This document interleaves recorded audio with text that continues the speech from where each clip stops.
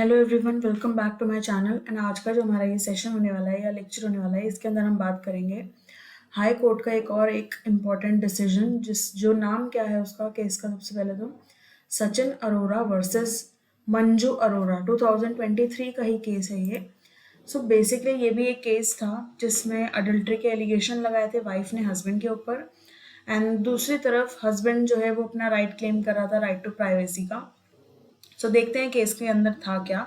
तो सबसे पहले तो क्या हस्बैंड का राइट टू प्राइवेसी का राइट परमिट करना चाहिए अगर वाइफ का राइट है कोई कोर्ट में कोई रेमेडी सीख करने का according to Hindu marriage act. And Hindu marriage act के अंदर अडल्ट्री को स्पेसिफिकली एक ग्राउंड बताया गया है डिवोर्स का।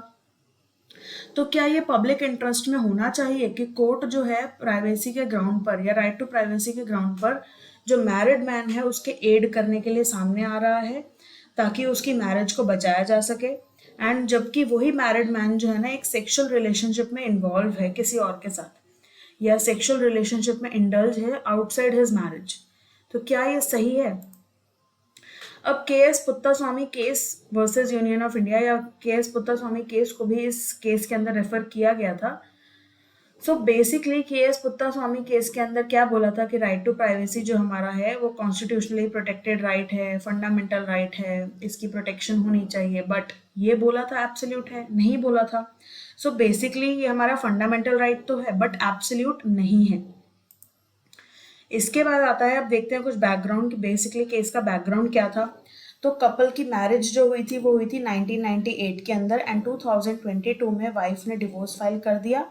और ग्राउंड्स क्या क्या थे डिवोर्स फाइल करने के लिए? एक था अडल्ट्री और एक था क्रुएल्टी।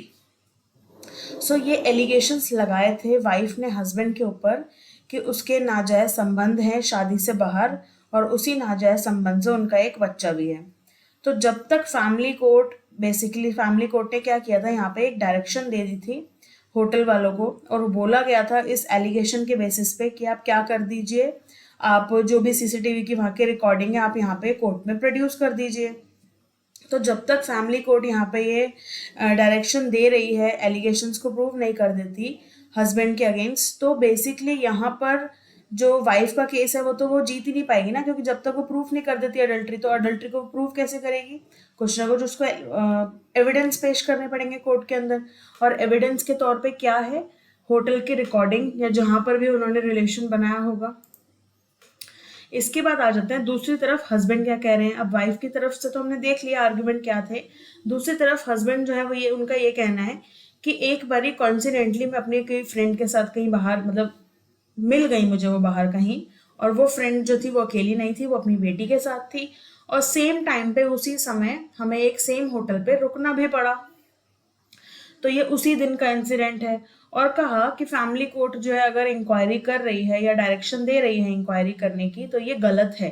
एविडेंस कलेक्ट करने के लिए अगर वो इंक्वायरी करेंगे, वो होटल में जाएंगे, वो होटल की सीसीटीवी फुटेज को चेक करेंगे या उनसे प्रोड्यूस करवाएंगे कोर्ट में सीसीटीवी फुटेज को, तो ये गलत है। ये कैसे गलत है? ये उसकी राइट टू प्राइवेसी के अगेंस्ट है, ये उसकी राइट टू प्राइवेसी को ब्रीच कर रहा है। ना ही उस हस्बैंड की राइट टू प्राइवेसी बल्कि उस लेडी और उस बच्चे की प्राइवेसी को भी ब्रीच किया जा रहा है। तो ये दलील पेश करी थी हस्बैंड ने या हस्बैंड के काउंसिल ने।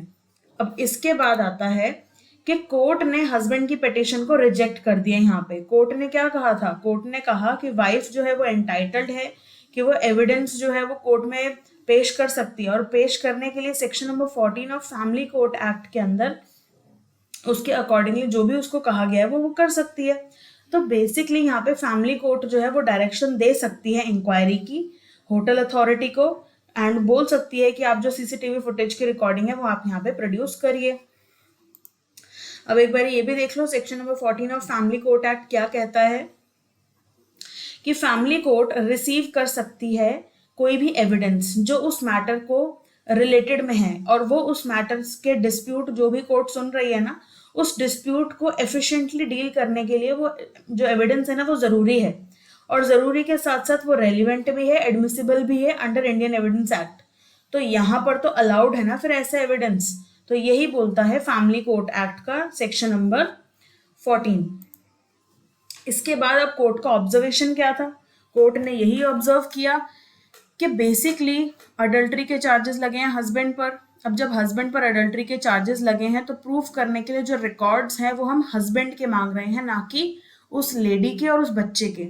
तो यहाँ पर ये जो ऑर्डर दे रही है फैमिली कोर्ट उन होटल अथॉरिटी को कि भाई आप सीसीटीवी फुटेज प्रोड्यूस करिए कोर्ट के अंदर, तो ये किसी भी तरीके से किसी दूसरे इंसान के राइट को वायलेट नहीं कर रहा। और दूसरी तरफ इससे थर्ड पर्सन के राइट पे क्या कोई इफेक्ट पड़ रहा है? तो क्लियरली कोर्ट ने मना कर दिया कि थर्ड पार्टी यानी कि वो जो लेडी और वो बच्चा है उनके राइट्स को तो बिल्कुल भी यहाँ पे इफेक्ट नहीं किया जा रहा, क्योंकि हमने ऑर्डर यानी कि जो फैमिली कोर्ट है वो उसने ऑर्डर क्या दिया है? उसने ऑर्डर दिया है हस्बैंड के ऊपर जो भी रिकॉर्ड सॉर्ट करे ना, मतलब कोर्ट ने जो भी सॉर्ट वो मांग रहा है, जो भी एविडेंसेस वो मांग रही है वो हस्बैंड के बेसिस पे मांग रही है, ना कि उस लेडी के बेसिस पे। सो ये था high court, Delhi high court का ये जजमेंट, जिसके अंदर कोर्ट ने खारिज कर दी हस्बैंड की पिटीशन को और बोला कि वाइफ का राइट है कि वो हस्बैंड के ऊपर जो एलिगेशंस लगाए हैं उनको प्रूव करने के लिए एविडेंस सीक कर सकती है under section 14 of family court act. So that's it for now. Thank you so much for watching. See you in my next video.